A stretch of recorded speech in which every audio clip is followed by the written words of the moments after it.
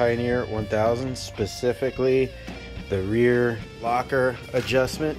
And a big old screaming shout out to Alan. I'm gonna link to his video in the description. He's got a great video on the procedure for getting to these cables and tweaking things. My problem is I suspect that my locker is remaining engaged despite the fact the vehicle is in turf mode, and that is evidenced by the condition of my lawn. You saw when I turned the vehicle, I'm getting the impression that the rear axle is still locked. I'm gonna go ahead and check the adjustment here. The first thing I'm gonna do is lift the rear axle, and that is to see if the rear axle is actually locked. We'll be able to tell, you know, if the wheels turn in the same direction, then we have got ourselves an issue. All right, I'm gonna block my front wheels. I was being a silly goose when I parked this thing. I spilled this wood and parked on it. True lazy boy fashion.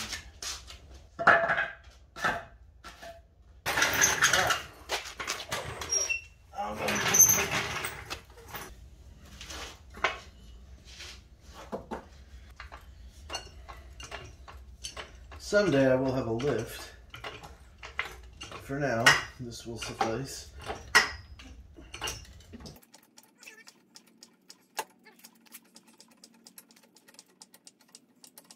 Alright, how's that look? So we don't look locked right now. Let's find out. I'm going to put neutral. Now normally you want jack stands on the vehicle. So see, we are locked right now. I'm moving the tire forward on the left side, and the right tire is moving forward as well. If our differential was unlocked, it would be moving backwards. So this is telling me I need to make an adjustment here. I just shifted it to two-wheel drive, which locks the rear end. No change. And now put it back on turf mode.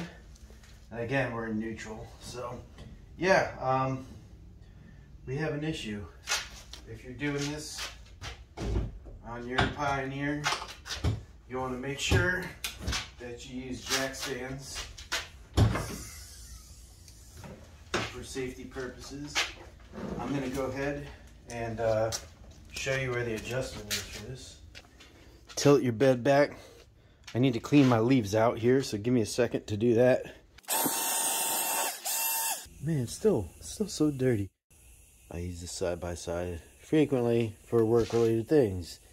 Anyway, we've got most of that dirt out of there. I'm going to have to excavate, find my fasteners here, but we should have a Phillips head and a push pin to get this access plate off. Again, check out Alan's video. He goes through how to make these adjustments, and he kind of got me pointed in the right direction. But if I understand his video correctly, his machine was having the opposite effect, where he was not getting the locker when he was commanding it, and I'm not getting a disengagement. So when we get in there, it'll make some more sense. But he had to loosen up the cable going to the rear differential, which I believe operates the locking mechanism.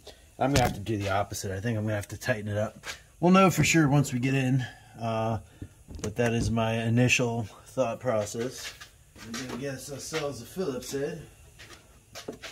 It's in there. Oh, it's dirt. I think I got to give this machine a spa day here. Y'all are going to give me about this in the comments. It's dirty. It's so dirty. Alright, we got a push pin up here. I can just get a flathead up under it. And push pin out. What about the little plastic part? Is that going to come out? Come on out. Come on out. There, I'm going to wash everything too, because I feel guilty for letting my machine get this dirty. Alright, access panel out of the way. We'll bring this to the utility city. We got some 10mm nuts we're going to take off. Zip zip.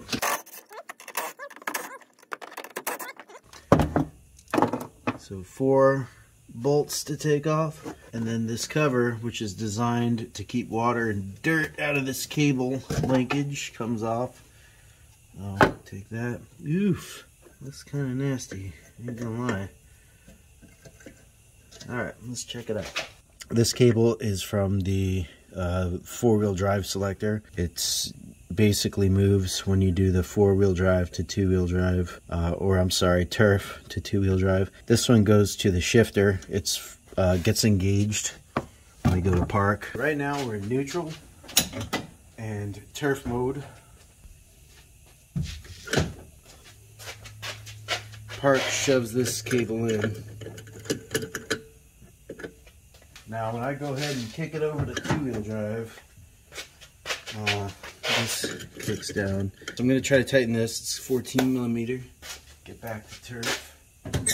I'm going to spray some soaky soak on it.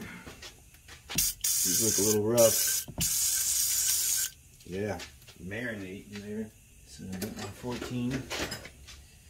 And this, the way that this connector is situated, it has a radius to it, so it kind of sits against this dowel. So you'll notice you gotta do like complete turns.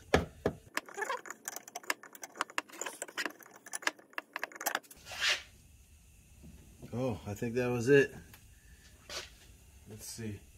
We have an unlocked rear differential. We're going to kick it on the two-wheel drive to lock the rear axle, and what do we have? Oh, positive torque application.